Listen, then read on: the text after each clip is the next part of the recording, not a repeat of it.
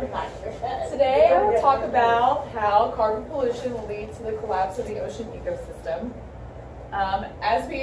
Since we all live in Florida, we've all visited the beach at least once, I'm sure. And that's a place where we go and take our friends and family, and go and play.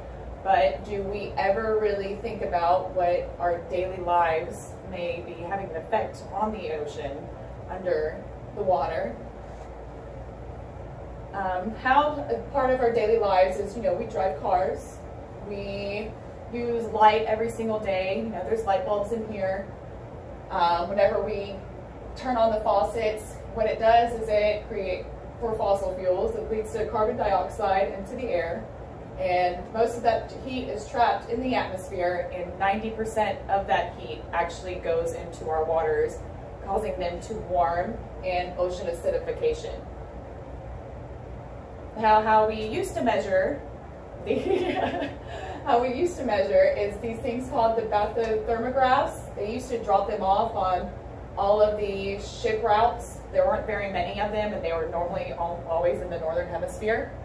Now in 2005 actually, we developed something called the Argo float system, which is a more advanced way of collecting the data. The bathythermograph used to measure only 284 meters in the ocean. This actually measures up to 2,000 meters in the ocean. So it gives us more of a precise, and there's probably about 2,300 of them floating around in the ocean everywhere.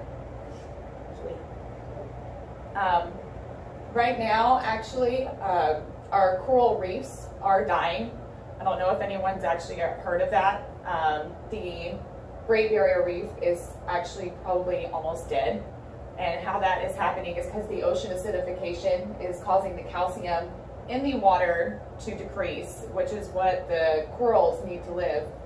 Now, also, as we know, there's so many different species of fish and animals that live around the coral reef and depend on it for living.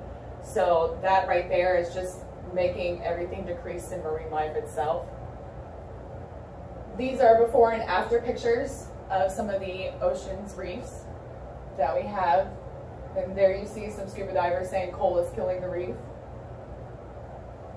Bacteria, whenever the ocean warms and acidifies, it's causing an increased number of plankton, which will turn into toxic algae. Bacteria and viruses are also flourishing in the waters. And because of that, it's causing so many herbivores depend on algae to live and food. And whenever that happens, it's going to go in their body. And you can imagine what's going to happen after that. Herbivores, how herbivores are going to be impacted is their metabolism is going to increase whenever they intake this toxic algae, which is going to cause them to eat more, but because it's toxic, it's going to cause them to decrease in size. And their energy, they're going to be way weaker if they don't die from eating the toxic algae.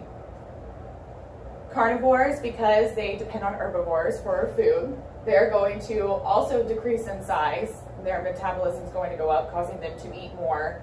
But if the herbivores die or they're already toxic, they're going to cause toxicity in the carnivores. How you can help? Good ways, according to the National Resource Defense Council, of how you can help is switching to LED light bulbs is a good way. It decreases the amount of energy you give out. Switching to a fuel-efficient car is a great way to also help with the ecosystem. Decreasing your amount of water. If you're brushing your teeth, turn your water off in between whenever you spit. Easy peasy. Don't throw away so much food. Whenever we go to the grocery store, there's so much food that we buy, but how much of it does it actually get eaten? Not very much of it. So, it's easier just to, go to the store, buy a little bit here and there, instead of just throwing away all that stuff. And that is the end. There's my works cited. The end. Is that 5 minutes? Good job, Emily. That was kind of quick. It wasn't. It was like 2.5 minutes. not. Oh.